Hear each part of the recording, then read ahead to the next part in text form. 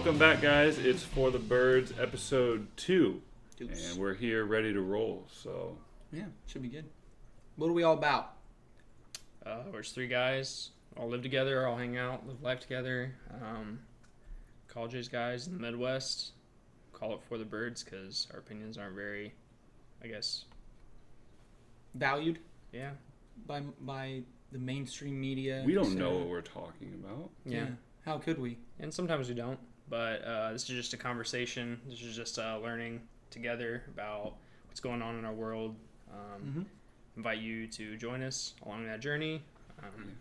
So we talk about all kinds of different things, and it's kind of like a conversation, but we bring up stuff in the news, stuff that's going on, stuff that's relevant. Statistics, facts. We try to be as true to the reality as possible. Try to educate ourselves. So and you in the process, hopefully. Yeah. Today we're talking about the Second Amendment and gun rights as a whole, due to the most recent school shooting and that sort of thing. Obviously a tragedy. A lot of people jumped on that right away, so we were kind of hesitant early on about doing this as a topic. But it kind of just came out as a glaring issue that needed to be talked about anyway. And we had noticed some things that hadn't really been talked about much. So we figured that was probably a good place to start and kind of debunking some of the ideas and looking into the actual stats and the facts behind these different things. So first off, we just want to go off Second Amendment. What is it? Do we understand what it is, and what are you guys' thoughts on it? I think we understand it. It's just the right to bear arms, to form militias, stuff like that. Some of the terminology seems kind of outdated, maybe. Like, I don't know. When you read it, it's kind of unclear of what that can mean in our current day. But yeah, and that goes to the argument. But it's just that I would say it's mainly the right to self-preservation. Yeah. Through arms. And I think it's important to notice also that it's the Second Amendment, so then therefore it's the Bill of Rights. Like those are the 10 biggies. And I saw a thing a while back, a political cartoon actually. I forgot to bring this up earlier, but it was like a really crappy drawn just 2 little pieces of paper rolled up with little ties on whatever, and one's like writing at a desk and it says First Amendment on it, and then the Second Amendment standing behind it with an AR like protecting it, and it says the Second Amendment one says I got your back, buddy. I mean, like, it's really true though. You're protecting your First Amendment right, you're protecting honestly your other rights as a whole, including your pursuit of happiness, your life, liberty, all those good things. You're protecting that with your ability to bear arms and protect yourselves, and ultimately form militias if a tyrannical government or a government overthrow were to happen. Yeah. So you see the Bill of Rights, and you think about like the founding fathers said these are like the rights that are given to you by a creator, or basically like an entity. It's not given to you. It's not man giving rights to man. Unalienable. And rights. then so they make the first one. And then the second one, they're like, well, what if man tries to take away the first one? Like, what are we going to do? We're going to fight back.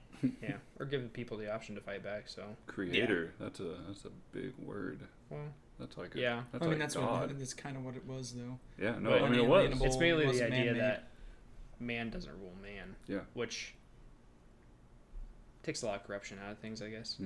You would think that way too, though, if you came over here on a ship. In that time, in the 1700s, like late 1700s, and it's like, it's a long trip. We could just die out here. No one would even know. Like, that's some sketchy stuff. Like, I don't know. You'd have to have some sort of belief in a higher power to try and make that voyage anyway. But, so I think one of the things that's coming up a lot, at least that I've seen in Twitter and some of the news stuff I've seen, is a lot of people are wanting to ban certain weapons, the assault weapons. Some people have even gone as far as say semi-automatic weapons. We can get into that later. But what I wanted to point out was this guy, Stefan Molyneux. We can link his YouTube channel or we'll put a little infographic or something in. Basically, he's a Canadian guy who's just like a logician. He just looks at logic and statistics and just kind of breaks things down like that. In videos that are actually really good, really informative.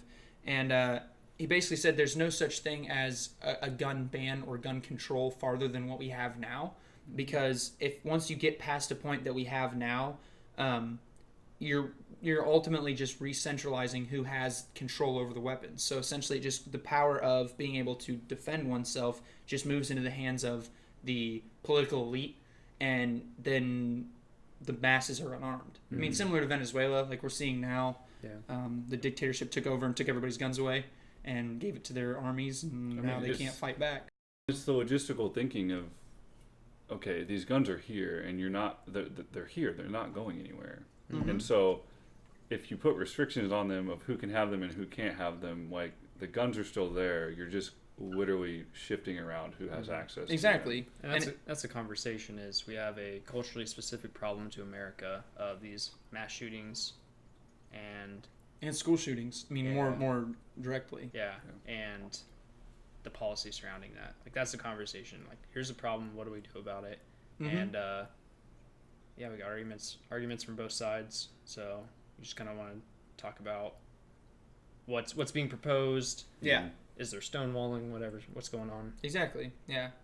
One of the arguments I saw had to do with the NRA and how they should be held responsible in some way, which I thought was interesting because it's pretty ridiculous that an organization that, yes, does some lobbying, but I have some facts on that here in a second I'll get to. Well, it's interesting just from if I get in my Nissan and you kill somebody and murder a family of 4, well, I'm not liable. That's all Nissan's fault. Exactly. Yeah. And that's not even the thing either. Like, okay, say Colt or Remington made the AR-15 that was used in the school shooting. They don't blame the gun manufacturer. Yeah. They go straight to the tertiary level of, this is an organization that likes gun rights and promotes gun rights. So let's go after them. Like, it's such a political, I don't know the actual like argument term, like or like debate term for it, but like you're taking one thing over here and you're just like, these guys are responsible. Like, you're putting blame on someone else that's like completely not even actually involved. Yeah. And the NRA, I will admit, is getting pretty good at handling these from a PR perspective, which sucks that they even have to get good at it. But like, they did a day of like no comment after the shooting. Like, they just took a day to like, we're not going to publicize this, we're not going to like politicize this at all. We're maybe just gonna chill. Like respect the families. Exactly. Yeah. Essentially. Lost their children. But I have an interesting fact here that during the 2016 election cycle, because the thing that I've been hearing a lot is, I don't know if you guys have too, that the NRA is in the pockets of the right and the GOP, and therefore you aren't going to ever see gun control, which I think is interesting too. Trump tweeted, we can get into Trump tweets later hopefully, but, that should be a whole different bit of our show. Trump tweets. President Trump tweets. Yes. But anywho, not his son or Ivanka to be clear. Yeah, to be clear. Essentially, he said that you're blaming the GOP when Obama was in office and he had control over the House and Senate, and he was in the executive branch, and he still didn't pass gun control. Like, what? Yeah. Like, you sit here and continue to say the right's to blame, the right's to blame, the right's to blame, the right's to blame. And you had President Obama. You had President Obama who could have easily passed gun control in one form or another after Sandy Hook, and never did. Especially if it's common sense. Yeah, the whole common sense argument. It's common sense that these people shouldn't be able to get their hands on these dangerous weapons. So, you're saying neither party's being productive. Sure, essentially is the argument. Yes. It's kind of like what I brought up the other day was, as soon as it happened, you had people on the left that like immediately started pushing agenda of let's take all the guns, or well, not let's take that's what they were saying was take all the guns away, but they're like, we got to get rid of automatic weapons and all this stuff. And then you have the right who just immediately starts going to defending the Second Amendment, and it's like neither one of these parties are doing anything in solution for what just happened. Exactly. Nobody was actually making proactive moves. They were all just grandstanding. Yeah. Getting on their soapboxes and talking out their ass, essentially. It's to like just that accomplishes nothing. Exactly. It's frustrating, but then at the same time, I mean, I get it. I get it that's what they're there to do, is to make policy, and they should be making policy. And that's what I was saying earlier, like, the right's response up until this last shooting has always been, now's not the time. Well, there's got to be a time at some point. Like, enough shootings is enough. This shouldn't be happening. You're going to have to talk to it. You're going to have to talk about this at some point and figure out a way to change. Something needs to change. I'll agree with that. Something needs to change, whether it's mental health, investing more money into mental health research and helping people who have those issues, making sure those people can't get a hold of guns, having armed guards at schools, or arming teachers, as President Trump would like, which is a very hot topic right now. I was just looking at that when we were taking a break for a second. It's crazy. But back to the NRA thing real quick, and then we move on. The NRA in 2016 election cycle lobbied with $1 million. And just to put a number with that, there's roughly 6,000 deaths by gun. That's both homicides and suicides. But it's 2/3 are suicides, correct? You said earlier?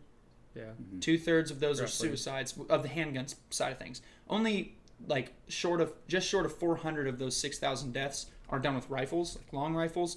So the idea that the assault weapon is the most deadly shooter, like in the shooting case, is just absolutely asinine. But anyway, so that if you look at the people who died in those shootings as potential life, especially from the school shooting scenario, potential for life, one of those kids could have more than 60%. More than 60% are suicides in the United States. But if you look at it as a potential life, saying one of the kids from Marjory Stoneman could have, or Marjory Douglas Stoneman, whatever the school was in Parkland, Florida, one of those kids could have grown up to, cure cancer or whatever. They had potential to be an amazing, impactful life on their community. If you look at that adversely, Planned Parenthood during the 2016 election cycle lobbied with $4 million, so 4 times that of the NRA, and performed 328,000 abortions between 2015 and 2016, which was a 5,000 increase, or 5,000 instant. What would you call that? 5,000 increase by 5,000 abortions from the 2014 to 2015 year. So that rate is climbing pretty steadily, whereas we see with gun and other violent crimes are falling. So like the idea is that if we consider an unborn child a potential life that could cure cancer, these things, they're doing far worse and spending far more money to lobby for different political people. So I don't think that that's an idea you could look at and really say, in good conscience at least, I couldn't look at, if I was a Planned Parenthood supporter, I don't think I could look at those facts and say, the NRA's at fault, and then also say, but I'm giving money to Planned Parenthood to pay for candidates' campaigns to then, essentially abort 350,000 fetuses. Like, I don't see where that lines up for me. It just doesn't make sense. So I don't. The NRA can't be responsible for loss of life if Planned Parenthood isn't. Exactly. Mm-hmm. I mean, if you want to hold the NRA accountable, okay. But then we're holding Planned Parenthood accountable as well. But it's just, logically that argument doesn't really make sense. No, it doesn't. Mm-mm. So, but a lot of things don't. True. So yeah, we got an issue of maybe a lack in policy of gun, background check stuff. Maybe something could be done there. There's probably an issue of people don't respect the life of the individual. Mm-hmm. It's a cultural issue. I think that's a bigger issue. People don't respect the value of life. Yeah. I'll find it. You guys can keep talking, but that Samuel L. Jackson quote was pretty interesting. Mm-hmm. Yeah. I think as more comes out about the kid from Florida, we see definitely wasn't valued as an individual. Yeah, he wasn't valued, and then in turn he doesn't value others. Yeah. There's no sense of empathy. So we have issue with family structures. We have issues with even government entities like the FBI and government and mental health. Yeah. He obviously wasn't right in the head. He had seen psychiatrists and things like that. The other thing you said earlier, with 26 out of the last 27 mass shooters, weren't raised by their actual biological father, or didn't have a father figure in their life.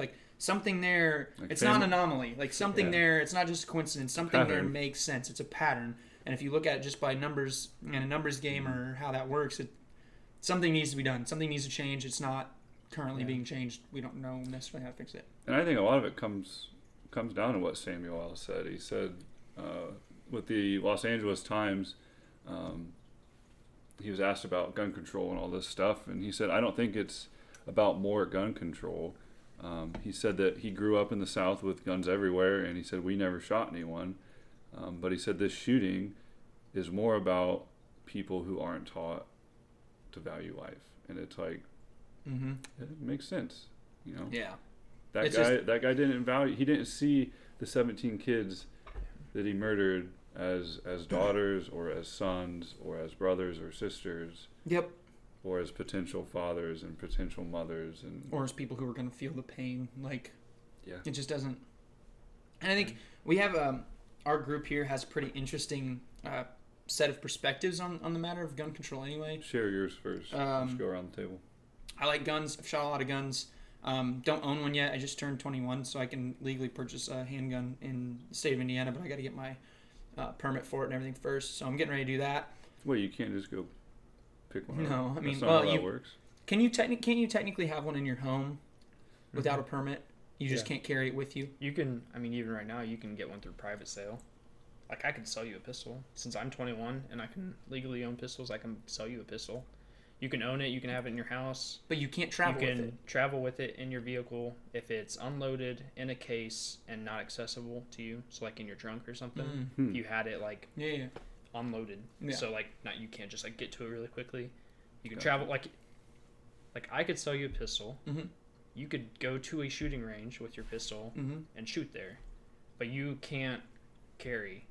You can't open carry. You can't carry conceal. You can't have it in your glove box. Which for them, explain those two: open carry and carry conceal.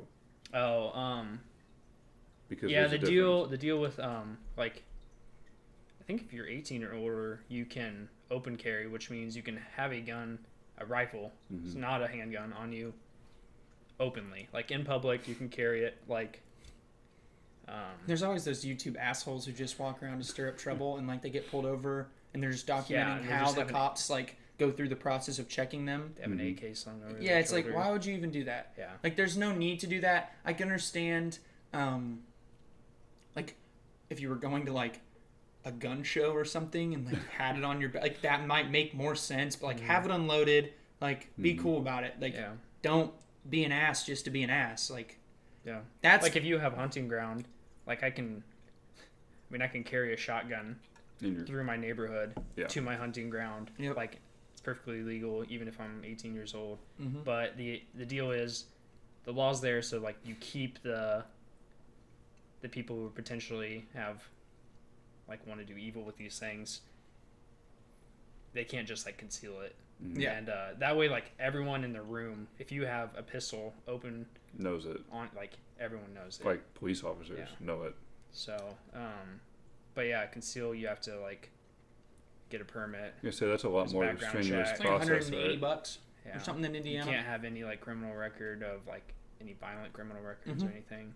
And that allows even like a misdemeanor of domestic abuse. You can't have like if you have any felony, you can't purchase a permit and then a firearm. Well, you can't even purchase a firearm. Yeah. But if you have any violent misdemeanor history, you can't purchase one. So that allows you to essentially hide it on your person. Yeah. The concealed carry permit, yes. So you like guns? I like guns. I've hunted quite a few times, different kinds of guns. Worked at a summer camp where we had to take care of raccoons and stuff that were getting into trash, things like that. So I've shot a lot of guns, target practice, all that kind of stuff. Go ahead. What about you? What are we talking about? Just our experience with guns. Your experience with guns. Your perspective on guns. Perspective on gun control. Where we're all coming from on the Second Amendment. Yeah, I've been raised in a gun-owning family. Got lots of uncles and my dad. We all hunt. Step family. We all hunt. It's a tradition. It's fun. I enjoy it. I enjoy guns. They're tools. Sometimes they have to be for defense. It's unfortunate, but I believe like we need that right. It's important to have that right to defense. You have 3? Is that right? Or 2? I have 3 handguns. 3 handguns. I mean, I got other guns too. Yeah, sorry. I own guns. I have a permit to carry, conceal. Yeah, I don't know. I carry it with the responsibility of hoping you don't have to taken use on it. this, so if I need to react, I will. But I hope and pray that I never have to actually use my weapon. Well practiced in it too. I mean, you've shot guns. We've shot guns together at a range at that same camp. You know, like just rattle through rounds for fun kind of thing. I love guns. I think everyone should be should shoot one. Or should know, like, be educated on the subject of guns, and you gotta be responsible. You gotta respect what guns are. I don't know. Yeah, and then you've got me, who I've literally never. No, I've actually never touched a gun. I mean, I've seen yours, but yeah, I mean, paintball guns to the extent of which I've shot a gun, and so, I mean, do I think I'm uneducated? No, I live with you guys, and so like I've been learning in this last 6 months or whatever a little bit on gun safety and guns and what it means to own a gun, and what, even when we were in high school together, though, like when we would hang out and go do stuff, like we went and hung around in the woods. We didn't hunt or anything, but just like went camping and stuff. Yeah. We always had them with us just in case anything were to happen. And I felt safe. You know, as someone that's never shot a gun, I felt safer in that situation because of it. Now there's no bears or anything in Indiana, but you know, that I mean, that's me. So I mean, you've got someone that gun enthusiast, doesn't own them, somebody that owns many of them, and also a gun enthusiast, and then you've got me that, I mean, I support the Second Amendment because I think it's important, but never even touched a gun. Yeah. That's my biggest beef right now, is like be educated, know about it, because we have like media and politicians that make a fool of themselves, like they have no clue. Well, we can even try and put some tips in here. AR, automatic rifle, assault rifle. Automatic weapons. Automatic weapons. Automatic weapons. Assault weapons. I think most people can go out and buy an automatic weapon. No, that's not what AR stands for. Stands for Armor Light, the official or the first company that produced them. This is just, how about this? I'm gonna direct this at the politicians, the people in the mainstream news who apparently can't get their head out of their ass enough to look on Google and figure out like the most basic information about the gun that you're going to sit here and absolutely demonize and blame for this tragedy. Like, that's just what it's come down to. An AR-15 is semi-automatic, meaning one pull of the trigger and then a release of the trigger will fire one round. The round doesn't fire on the release, but you have to let the trigger reset, the pin reset, before you can pull it again and fire a second round or consecutive rounds. Shoots in .223. There are several wooden-bodied firearms or rifles that are also chambered in .223. So essentially, your hunting rifle type guns. I've shot deer with similar calibers. Both the wooden-bodied and the more tactical assault rifle-esque looking gun has the ability to hold a 30-round magazine. So they have this. They can essentially have the same capacity of rounds to fire. Because that's a lot of the people that are pushing for gun control is like, well, a rifle can't hold as many bullets as an automatic. Sure, a bolt action hunting rifle, you would probably have a far less firing rate, but a bolt action technically isn't semi-automatic. I'm talking like semi-automatic rifles, like hunting rifles, and the assault-esque rifles. Yeah. But I mean, even if you look at the Glock 17. Which is like one of the highest carried on police officers. It's in 9mm and 45, correct? I believe it's chambered in both. Oh, look, go ahead. I think so. Anyway, it has capacity to hold 17 rounds. So like 2 of those magazines is the equivalent to an AR magazine. So if you could shoot the 2 at the same firing rate, and if you're any proficient with weapons, you would be able to dump the mag and put a new one in, slide the action, and be able to actually just, you wouldn't even need to if it wasn't the last round of the clip. You just power through and have 34 as compared to 30. And in all fairness, a bigger range of motion with just a handgun to be able to it's pretty screwed up. You say Glock 17? Yeah. 9mm. We can go even to the argument of... Yeah, it's actually only in 9mm. Well, that's the Gen 4. It might be in the other ones. People demonize the high capacity rifles and what they're responsible for, like a small fraction of how many gun deaths in America are per year. It's 6,000 total. Yeah. And only 400 are long rifles. Okay. Yeah. And that's long rifles. That could be a hunting rifle that a hunting accident would technically be considered in the FBI statistics for that, which is where we're getting this gun information from. The numbers wise, the actual numbers. But like it just doesn't make sense to demonize or to curse a weapon. It isn't sentient. It can't get up and walk on its own 2 feet and go shoot somebody. And the videos that have shocked me is like people who are like, my gun's never going to hurt anyone anymore, and they chop saw it. It's like, okay, first of all, that's illegal. You don't have a tax stamp to cut the barrel off of that AR, so you just broken a federal law. Whatever. ATF's probably already looking at it. But, like, those people, it's like, you've had this gun for, what, 30 years, sir? 30 years, and it's never hurt anybody. So unless you go on a maniacal killing spree for God knows what reason, it will continue to not hurt anyone. Your argument's invalid. It's not going to hurt anybody just because it's sitting on a shelf. It's an inanimate object. Yeah, it can't get up and walk and go shoot somebody. It doesn't, like, demonize the killer because they're probably really messing with some serious demons. But don't mess with something that a lot of law-abiding citizens own and use for target practice, hunting, just recreation in general, or self-defense. Like, don't demonize something that's not actually responsible for the problem. And that's like the only gun control that we've seen only effectively takes guns out of law-abiding citizens' hands. I mean, we've seen the proposal, yes, that criminals get their hands on anything they want. Yeah, drugs are illegal, prostitution's illegal.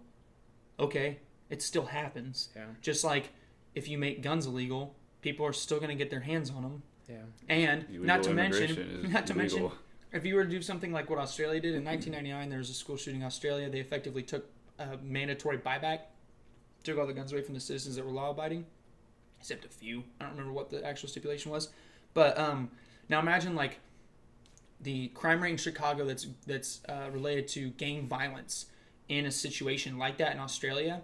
How many weapons were obtained illegally by those gang members, those felons, or people with violent crimes in their past? How many of them have scratched off serial numbers? How many of them are completely unaccounted for? Okay, so now all these law-abiding citizens are going to give up their guns in order to maintain the law and not be breaking the law. But that guy down the street who has a scratched off 9mm is still going to get to keep that. Yeah. Yep. And now I can't defend myself if he decides to do a drive-by or hold up a gas station that I'm in or whatever it might be. Or shoot a school up. Nobody can defend themselves at that point. It's absolutely ridiculous to think that that's going to help the problem. It just won't. And we don't know, ultimately, we don't know who has what guns. Yeah. And I like it that way. I don't think that there's anything wrong with that on the law-abiding side of things. The idea is that, what'd you say? We don't know who has guns? Yeah, essentially, we don't know who has guns. But the idea is to know who doesn't have guns. Like, we want to know that the criminals or the people with records don't have guns. That's what's more important. Because it's your right as a law-abiding American citizen to have the ability to purchase guns. My issue with the whole I don't want people knowing what guns I have kind of thing is more of like a, not conspiracy, but like a worst case scenario. Sure, but it's more like a panic or a, what would you call it? It starts with a P. Paranoid. Like a paranoia. Like if something were to go to the nth degree, tyrannical government situation, I would like to only acquire guns through private sales so that there's actually no list of whether or not I have them. So if they come knocking on my door like, you got any guns? I can just be like, nope. And then like, let's arm the resistance. Like, let's do something because this isn't going to work out kind of thing. Yeah. And I'd rather be in that situation than a situation where I'm getting them only from dealers where the ATF gets to keep track of the fact that they're in my name. It's just a little minor detail, I guess. I'm not going to kill anybody with them unless it's in self-defense. Like, I have no intent to do anything like that. So but guys, it's perfectly within the realm of the legal system for me to do that. So. That's worst case scenario, right? I mean, we don't actually have to pay attention to that, do we? Like what? Tyranny? I mean, like, I don't know. If you look at, like we said earlier. That'll never happen. If you look at Venezuela, they took their guns away and now they're all starving and trying to flee the country. And their markets, I saw today, there's a 538% inflation rate as compared to like 4 years ago. We didn't talk about this, but wasn't one of the first things Hitler did was disarm the... Took away a lot of guns, yeah. Yeah. I mean, that's how a fascist regime takes over, essentially. You can't defend yourself. It's pretty simple. It's pretty ridiculous. Do you guys have any ideas? Like, what would you change? With gun rights as a whole? Yeah. as a law-abiding citizen, I think it's okay to have background checks. I think you should do more extensive background checks from the people that I've talked to who have purchased certain guns. If you're clean and haven't done anything, you got nothing to worry about. Exactly. Well, didn't President Trump tweet out that he wants background checks with an emphasis on mental health? Mm-hmm. Yeah, I agree. Yeah. I think if you have schizophrenia, maybe even depression, I don't know, suicidal issues, bipolar disorder, I don't think that you should necessarily be allowed to own a weapon. Yeah. I think a great way to check for that would be if you've been checked into a psychiatric facility ever, and been diagnosed with anything, that should show up on a background check, and they should go, yeah, you've been red flag, I can't sell you this gun, sorry, bud. Yeah. Like, it's that easy. Those people we watched the FBI should at least be aware. Yeah. If anything. Yeah. Good one. We watched an episode of Louder with Crowder with Steven Crowder, and he did, he kind of went to the extreme of like going to different gun shops and gun shows trying to loophole and buy a gun without doing a background check. And essentially one of the gun owners was getting sketched out by the way he was answering all these questions. Yeah. And it's like, eventually the guy was like, you know what, man, I can't sell you. Like, in good conscience, I can't sell you this gun. I can't do this. And he just asked him to leave his shop. It's like, if a gun owner... That needs to happen. More of that needs to happen. And I bet it would happen on a much larger scale. It's just not reported on. No. Like, there's no statistics of gun owners who have turned people away from their doors. Yeah. Like, you're never going to find that number. It's never going to be reported accurately or reliably at all. But I'm sure that it happens a lot more than people hear about. Yeah. Some sketchy guy in a trench coat comes walking in, not looking anybody in the eye, wants to buy an AR. Like, sorry, if I'm a gun shop owner, it's my business. I can choose whether or not to, sell to this person. I'm not going to do it. Yeah. If somebody gives me a red flag just by looking at them. They bring up the private sale issue. Like, if you're my convict friend who wants to get his hands on a gun, if I privately sell a gun to you, it's against the law. Yeah. It's breaking the law. Both of us can get in a lot of trouble for it. It's a federal crime, is it not? I don't even know. I don't remember. But, yeah. Because there should be no issue of, like, law-abiding citizen selling to law-abiding citizen. Well, sure. And in Israel, I was just looking this up last night. In Israel, they have much less gun-related crime than the U.S. It's a much smaller population, so obviously, with that sample size, there's going to be less crime. They also have essentially a mandatory military service at the age of 18. It's not actually essential, like mandatory, but it's pretty close. If you from 18 to 21, once you turn 21, you can apply for a gun permit, essentially a handgun permit. And it's a pretty strenuous process, getting investigated and all this stuff. They vet you pretty well. But you can only apply for that when you're 21 if you've served in the military. People who haven't served in the military have to wait until they're 27, and the process is even more strenuous to getting a gun, which would never work on the scale for America. Never. The whole military process. But you could even say something like, at 18, you can get a rifle if you've completed this training course. I'm fine with that. And then when you're 21, if you've already completed the training course for the rifle, you can just get a pistol or a handgun. But then also, if you haven't done the training course or purchased a rifle, you have to do a training course. It can even be government funded.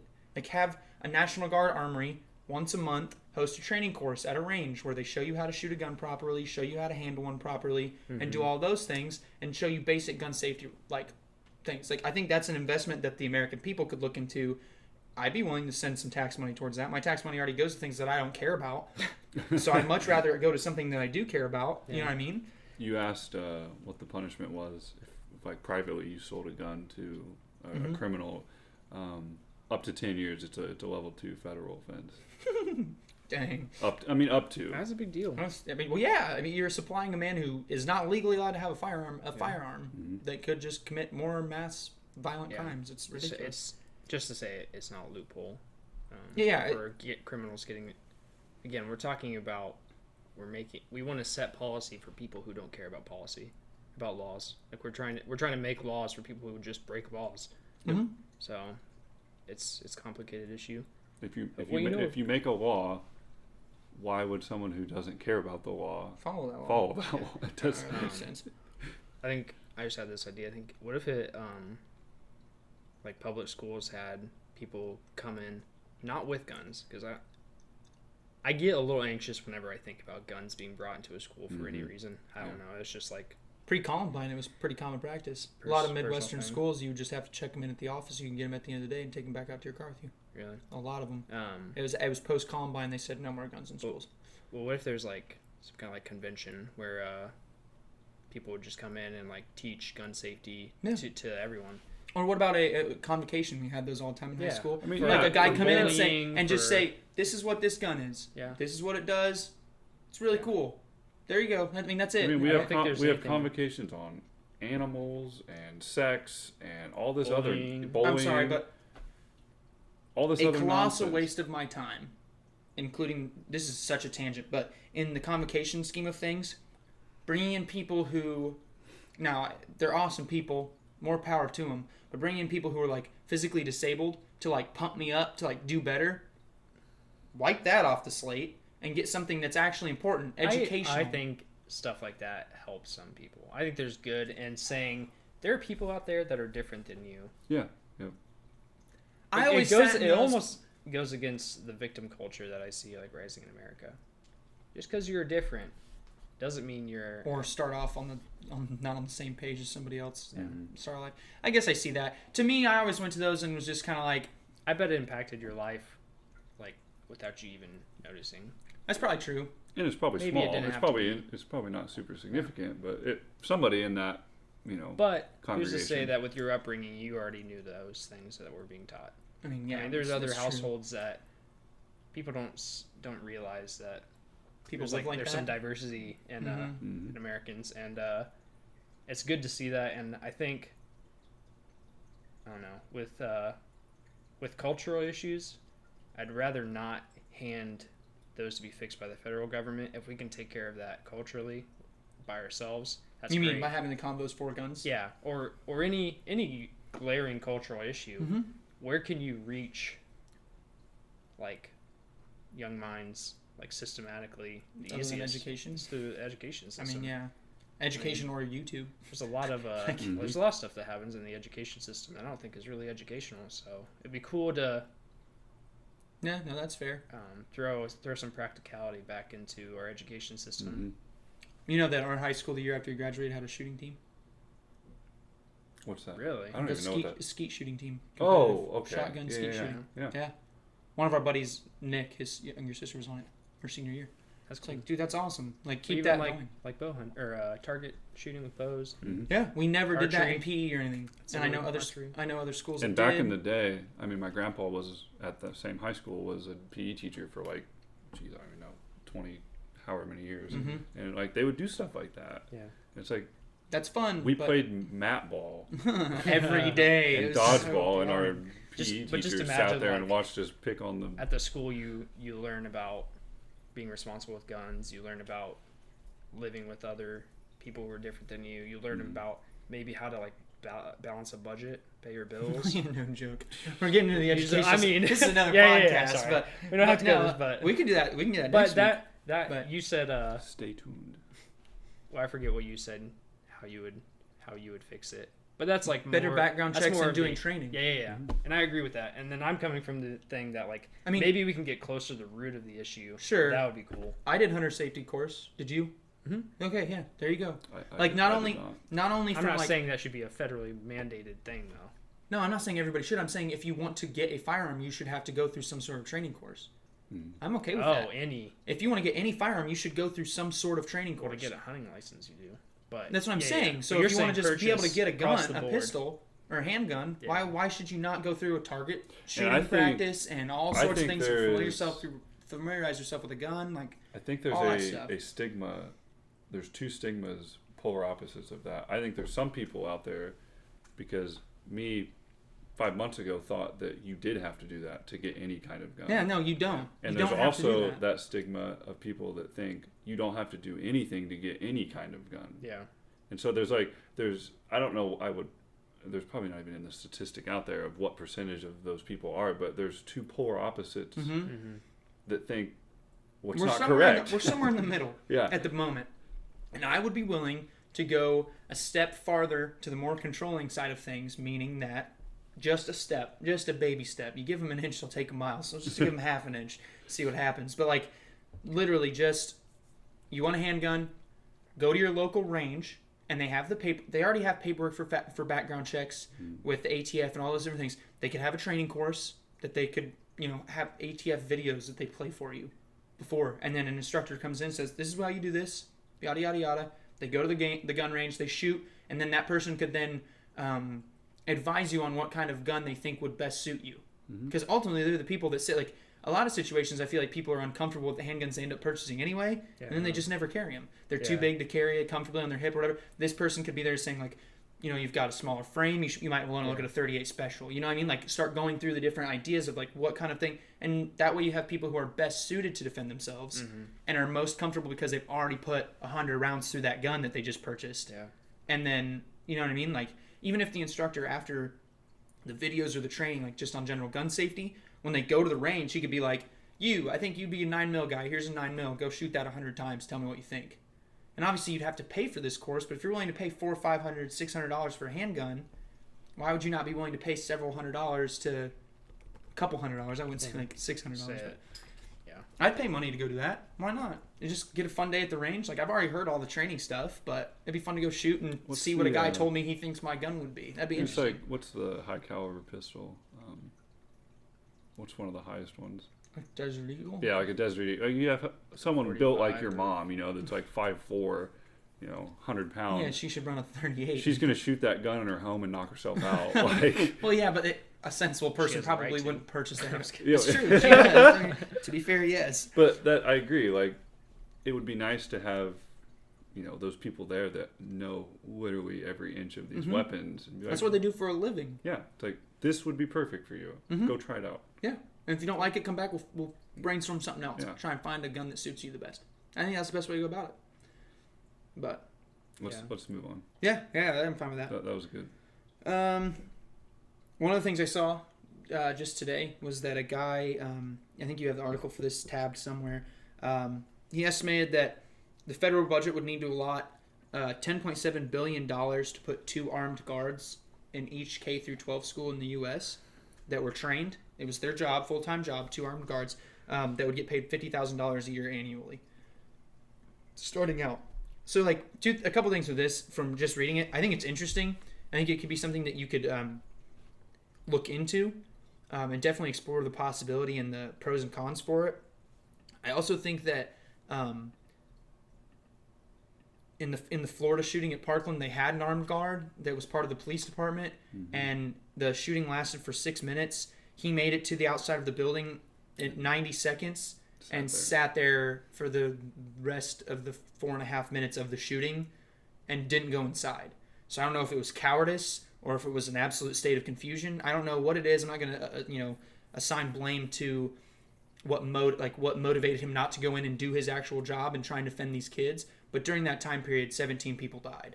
Yep. And he didn't do his job. But if you had people who were trained and that was their job and there were 2 of them, maybe they would feel then that they outnumber the shooter and they would feel better about it. But they'd be trained. I mean, you got to think like at our high school, right? Say these 2 armed guards get assigned to our high school, and you could have one come to a sporting event or whatever in the evening and just walk around plain clothes and just be the guy that's there just in case anything were to happen. Right. We have police officers. Is that a regional thing, or is that like pretty standard across high school events? I would think it's so. It's getting there. It didn't used to be. I mean, my dad's a basketball coach, so I've been around high school sports forever. I've seen that become more regular. Yeah, having police officers. Yeah. But I mean, even having plainclothes guys. Like at a state tournament, you're going to tell me that there's not plainclothes guys at a state tournament when there's 3,000 people watching a basketball game in a Conseco field. Like, there's got to be people out there that are just there for security reasons. Well, there's like also the argument that the guy in the Florida school was a sheriff's deputy. Yeah. I mean, he was trained. Yes. So I don't know what it was that caused him not to go in. I mean, as soon as it was announced that the sheriff was going to do an internal investigation, the man resigned. So it's like, what were you even doing? Like, why on earth would you even take that job position? Yeah. And it goes back to what you had said earlier, that he probably was just under the assumption that, it'll never happen to me. But then it did, and he didn't have the balls to do something about it, apparently. Yeah, it's just, it's frustrating. Well, I like, from maybe a different standpoint of having people like that in the school, of there's a lot of kids in public school especially that have, like, nothing at home. and when I mean nothing, I mean like role models or just people that care about them. And it's literally just a security guard that you can befriend that will try and befriend kids. I mean, like, literally, it's just a guy that can be a role model. 99% of the men that would be doing that job would never, ever have to pull the trigger. They would literally just be in the school. Well, and I bet you money that I would hedge my bet that you see a large drop if it was institutionalized. Is that the right? No, instituted. If it was instituted right now on a national level, you'd see a significant drop in school shootings immediately, because anybody who's trying to enact harm on those people, now it's not a gun-free zone. Now it's not a gun-free zone. Exactly. You have two people who are essentially trained to take down a active shooter situation. To use one bullet to drop you. Well, it wouldn't be one. There would be some gunfights. I mean, you wouldn't just be able to take one shot and guarantee it downs a kid, unless you came up behind him, or a shooter, not necessarily a kid. Mm-hmm. But, no. I mean, in any kind of police situation, there's those guys are trained to empty a magazine. Oh, yeah. I mean, so that's where it kind of gets into the issue of, what about the innocent casualties of a police officer rattling off rounds at a school shooter, or he shoots the wrong kid, or whatever it is. That's always going to be an issue. But say they were assigned to our high school, and then during the evenings when the janitors are there, they're running drills. First couple weeks, just familiarize themselves with it, know how many steps it is to get to certain areas, literally just tacticalize the entire situation, and be able to say, if it happens in this end of the building, we're going to run through these hallways, both opposite. They have radios on them. Run the two hallways, check corners, check everything out. You could get to a point where it would be just they would be so well trained and well versant that they could just run through it with their eyes closed. And you would argue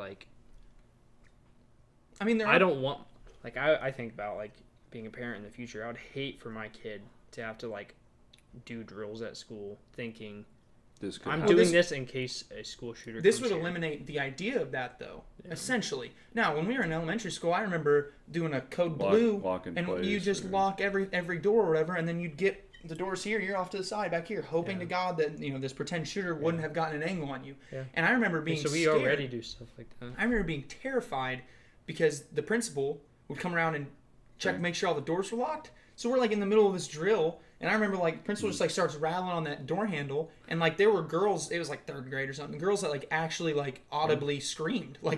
You're already putting us in this terrifying situation for young kids to be in. But essentially it would take away some of yes, there would still have to be drilling. I mean, it's always going to be a thing that you want to be prepared for, just a fire or a tornado. Well, it'd be great if we didn't have to drill. It would. I think you could do less drilling if these two guys knew what they were doing, and then the two guys could then instruct teachers. Yeah. Who better to instruct teachers on what proper protocol is to say, military or trained security, to say, look, here's what we need to do. In this situation, you need to be here, here, and here. In the shooting in Parkland, there were stories coming out that there were some classrooms they couldn't even get away from the doorway. Yeah. Heck, I'd argue the rooms were set up incorrectly. You talk about school shootings dropping, I think they would. I think bullying would drop. Think about it. In the hallways, you think a bully's going to start picking on a kid with a guy with a gun sitting behind him? No, I don't think that would necessarily. I think it would. I think bullying's already dropped. Well, I think it has too. I mean, I don't know.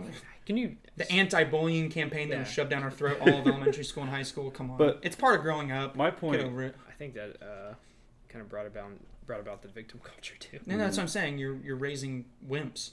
I mean, there you go. I mean, not that people should be bullied. No, but to some extent, getting picked on or getting messed with is just a part of growing up. A good group of friends, I think, from my personal experience, a good group of friends is going to pick on each other. I am the meat shield of our jokes. We're going to give each other dead legs, just mess around. That's how people are brought up, at least for guys. And so, for me, there are some people who don't have friends, though. Yeah. True. I mean, that's valid. Don't pick on them. Don't pick on the kids that don't have friends. If they're your friends, pick on them. Getting back to what we were talking about. Become his friend, then pick on him. Exactly. I like a lot of the things that you were saying. I think, obviously, budget's a big problem with that. From my perspective... That's a huge, we're talking about $10.7 billion. But from my perspective, which this would be even more money, I'm an architecture major. It's we've researched and we've studied how new schools are being built.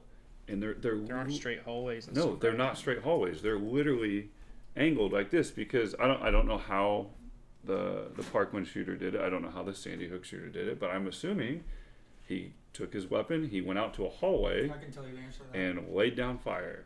I can And actually tell you the answer to that. if you're down a straight hallway, like 99.8% of schools, that's a fake statistic, in America are, you're going to have a lot of casualties. Now, if you start to angle your hallways, kids can get around and get behind that The corner. kid in Parkland pulled the fire alarm. Yeah. So everybody ran out in the hallways to do the fire drill, and he just started mowing people down. Then, could you imagine that chaos, though? You're already like... We had that happen at Ball State. Not an actual shooter, but there was a report of an active shooter on campus, and 3 dorm fire alarms went off. That's terrifying. And I, as an RA at that time, I was like, oh my gosh, this is real. Well, yeah, and like you got to think, you're already terrified because you know it's not a fire drill. The teacher's saying this isn't a drill, so you're already like, crap, something's on fire. Yeah. You're trying. We went through something like that at high school where they're like, this isn't a drill, let's get out of here. Something ended up catching on fire in a shop room or something. But anyway, it's like we all ran out. But like, can you? I can't even begin to imagine running out of the room and turning a corner and seeing a kid standing there with an AR. Like I'd shit my pants right there. Like you wouldn't know. And then the kids behind them seeing bullets shred through. Yeah, like it blows my mind. I can't even wrap my mind around that. Yeah. I mean, you're talking about building design. You're talking about like federal policy. I think it's funding out there's a conversation to be had about coming at it from all different angles. I think everyone's looking for the one cure all. This isn't a turn the key and it's fixed. Yeah, you can't put a lock on it. And that's like from my perspective about policy about gun control is give power to the states. Let them. We're sitting on a bunch of theories. We have a bunch of statistics, but I mean this is a uniquely American problem. Let the states handle it how we have they a uniquely think. American government that can give the states the rights because like it is a uniquely American problem. And then maybe sending armed guards. Maybe Indiana Iowa does that. or Indiana puts armed guards in every school, and we see great statistics out of that. And maybe Indiana would be a good state state for that because we have virtually no state debt, so we can actually be able to afford it. You talk about it being an American problem. Yeah, we looked up the last 18 school shootings, not mass shootings, even though that's the same thing, but specifically school shootings. The last 18 in the world were the United States. Mm-hmm. And that goes back to 2012. Yeah. And then Paris. Yeah. It's complicated. It's a big issue. It's rooted in culture. I mean, it's going to take everyone working together, some bipartisan efforts. It's not going to be solved in a day. No. But there needs to be progress. There needs to be proactive steps to ending this madness. Mm-hmm. Essentially was what it comes down to. Stonewalling on your rights. I get that. They're your rights. We got to protect our rights. Sure. But if you're a law-abiding citizen, you shouldn't... With the minor changes that we've proposed or even posited as just ideas, as a law-abiding citizen who would want to own a firearm, I would have no problem doing that. I would have no problem going through those processes in order to, changing the It's like airplane layout. security. I have no problem with taking 2 hours to go through airport security. Zero. Not a problem at all. If it ensures that plane doesn't go down? I 100% know that, I mean, there's virtually no way something got on here. Mm-hmm. Sure. And I can sit there, I can go to sleep on that plane and wake up in Florida. Yeah, exactly. And you know, in 2017, there were 0 commercial plane accidents. yes. You know, it's all because of Trump. President Trump. How so? He tweeted. He just He tweeted. tweeted it like this is what I've done, America. Yeah. Everybody's like, wait a minute, what? But it's the same concept. Speaking of our great Emperor Donald Trump, great God King Emperor Donald Trump, he tweeted that it's time to arm teachers. Yeah. What do you think about that? He said on a voluntary basis. We have the tweets. I can pull them up. You can Like pull I them said, up. I'm nervous about guns being in the school. I'm nervous with guns being in school that aren't being possessed by highly trained individuals. Sure. I agree. Now, I think, too, some like our history teacher, big boy, history teacher, him having a weapon, I'm sorry, there's no kid that's going to wrestle that gun out of his hands. Like, he's... But, I don't know if it's that. I think it's more, my dad's a guidance counselor. Yeah. He's in his office most of the day. Yeah. When he's not in his office? He's just having it on his hip? No, I mean, you could conceal it. Now it is essentially. I think the idea is that, and I think Trump even noted on this. We can look it up for. I don't even just think. be sure.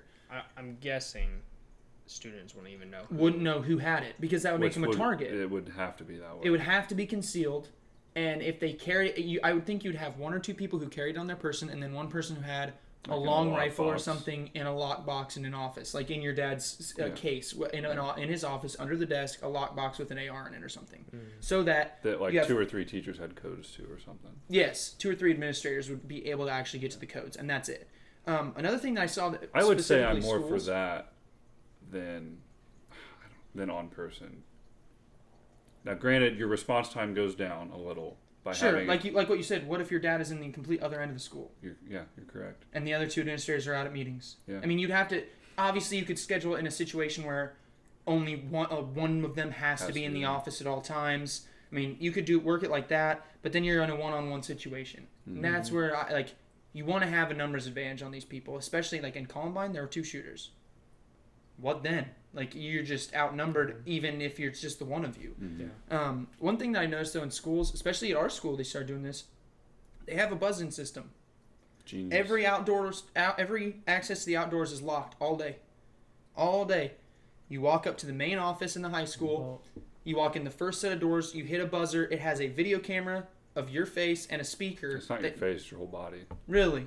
I didn't even know that. Yeah. And you sit there and talk to the secretary, and they buzz you in. Now, I know her very well. She's a family friend, so I just hit the button and get buzzed in whenever I'm going to pick up a sibling or whatever. But, like, if she sees some man that she's never seen before, and he's being shady, she'll just be like, hello? Like, what, even with what are you doing? Cruz kid in Florida, he wasn't supposed to, like, even be on campus. That's what I'm saying. He was like...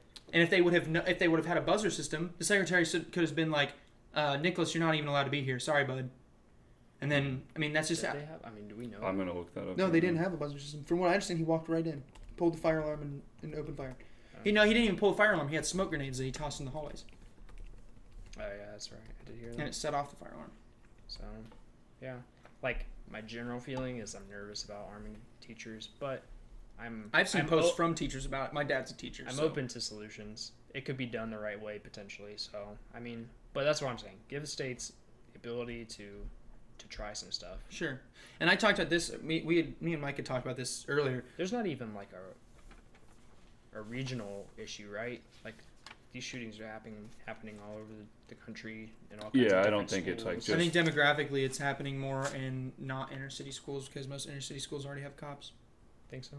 I would hedge my bet that that's true.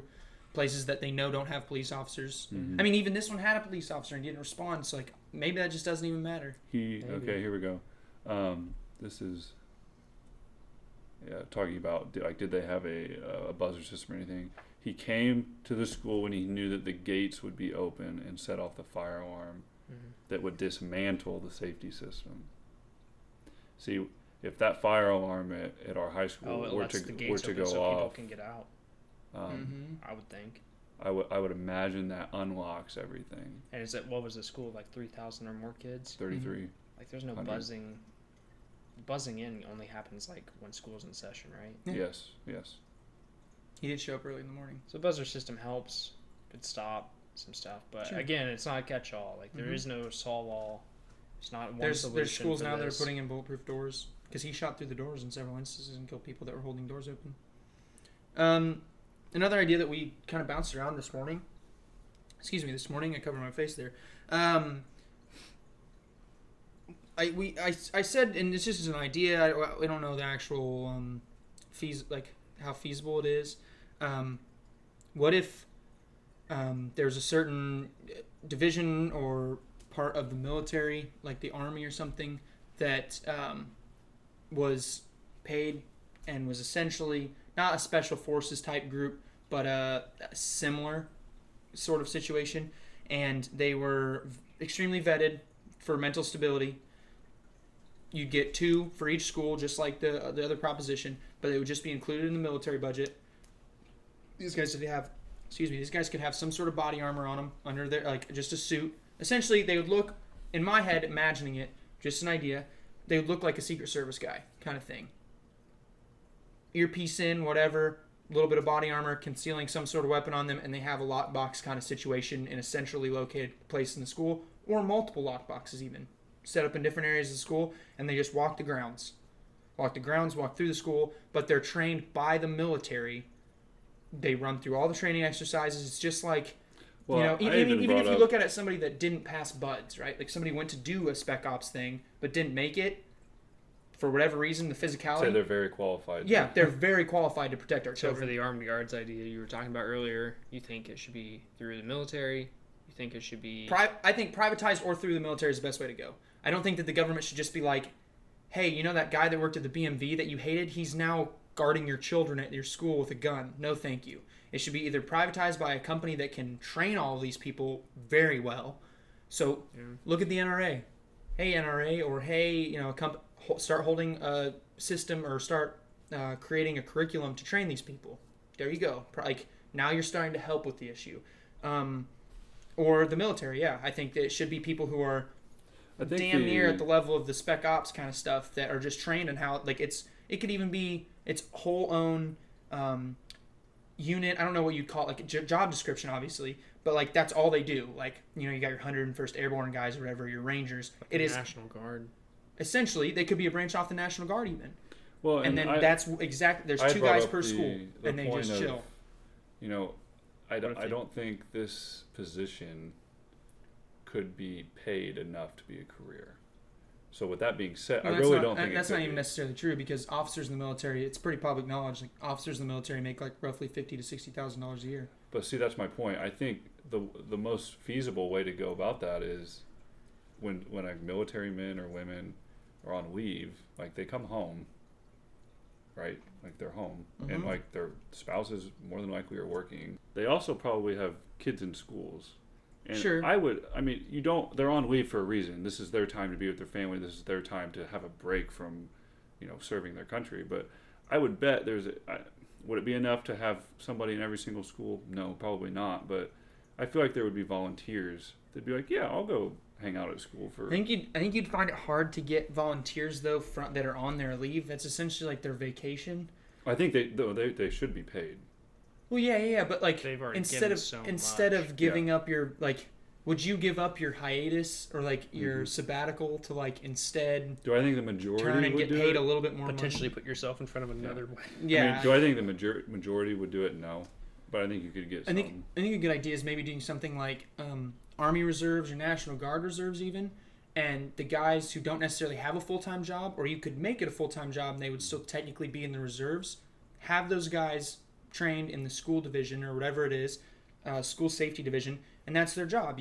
There's more than enough people in the reserves, I would believe, that could 2-man per school.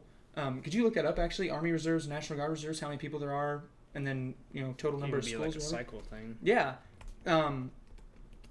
Rotation. Yeah, maybe one guy there all the time, and a second guy will come cycle through or whatever, and you just flop all the time. That's fine with me. But having that there, I mean, they can get paid just like you would a jet fueler in the Air Force or whatever. You can get paid like you were actually in active duty full time, and you would just be on the school safety division. I think that's a decent. It's a similar idea. situation to what you were talking about, training armed guards, but like they already have some training. They're already like the infrastructure is there. They're more physically fit.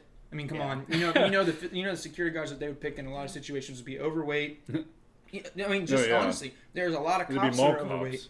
Yeah, essentially it's a mall cop, but for a school. But if you have the military guys, these guys are generally pretty badass and are willing to do that kind of stuff. So I think that would be the way to go. And then you could incorporate into the military budget. Nobody really bats an eye how much we spend on military anyway, so... I go to say, like, something that may seem kind of scary or impractical at first, like, maybe there's a way to do it. Maybe exactly. But I feel like on a larger scale, a conversation should be happening, especially, like, maybe around the media. I feel like the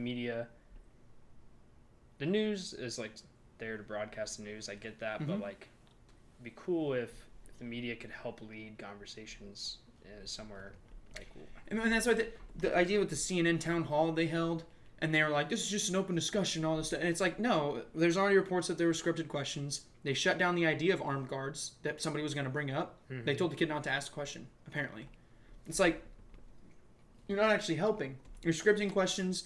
You're trying to spin it politically to get a point across about banning weapons or whatever. It's like, Stop. Like, if you want to be productive, let's actually just sit and have a conversation about it. Which I think it was very humbling, actually, to see President Trump sit in front of that panel he did today and just take it.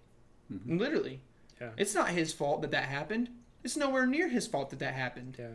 Everybody's bashing him because he went and spent a couple hours with the families as opposed to a whole day like Obama did. Okay, sorry. He's using time differently.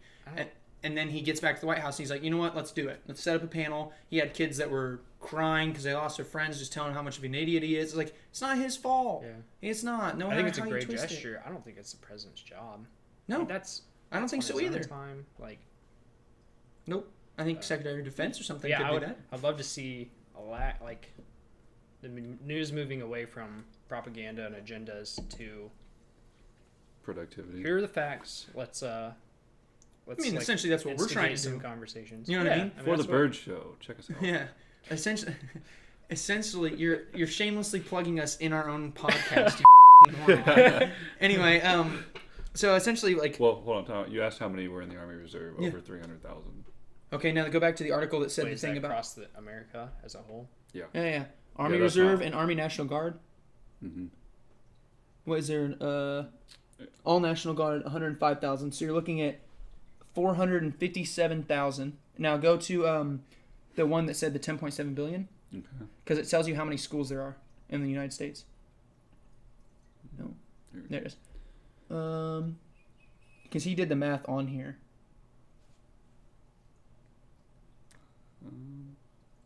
Facilities at around 8,000. That gives 100,000 total. Wait. Public schools around 99,000. Post-secondary education facilities around 8,000. Gives around 107,000. So you have 400,000. You could do a rotation of 2 guys at each school. They wouldn't even have to be there every day. No. Well, here's what you do. You do 2 guys at each school for 2 weeks, and then they get 2 weeks off, and then you get the other 2 guys in there, and you just literally rotate. Who want that job as a position? Yeah. Just a full-time position. Honestly, you could do it like firemen do. You got 48 on, or what is it, 48 on, 48 off, something like that. Well, yeah, but you don't need to be at the school all hours of the night. I'm saying do it like a 2 week and then a 2 week. I mean, they're going to be there from at times 7 a.m. to 9 p.m. Yeah. If they're there for games, yeah. Which they should be. Well, which I think that's fine. That's to be fair, yes, it's pretty it's pretty stressful. It's pretty stressful, yeah. I guess that would make sense then. Mm-hmm. Yeah, if it's 12 hours doing like a 2 days on, 2 days off thing, and you just do the 2 guys over and over again in a rotation, they'd always get a 3-day weekend one way or another. Yeah. Yep. I think they would love that, and when it works out perfectly with their scheduling because the 3-day weekend could just fall perfectly on their schedule and they could go to their PT.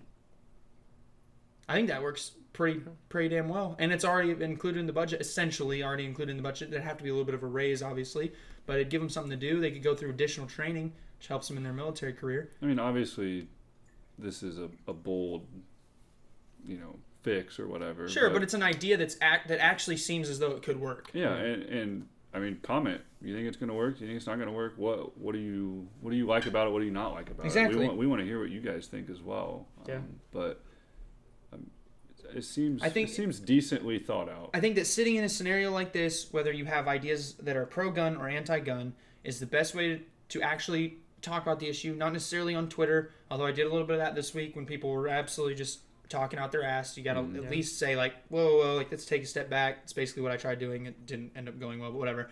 So like, but this I think is the best forum for us to actually get points across that are productive and actually be progressive in trying to make something that works.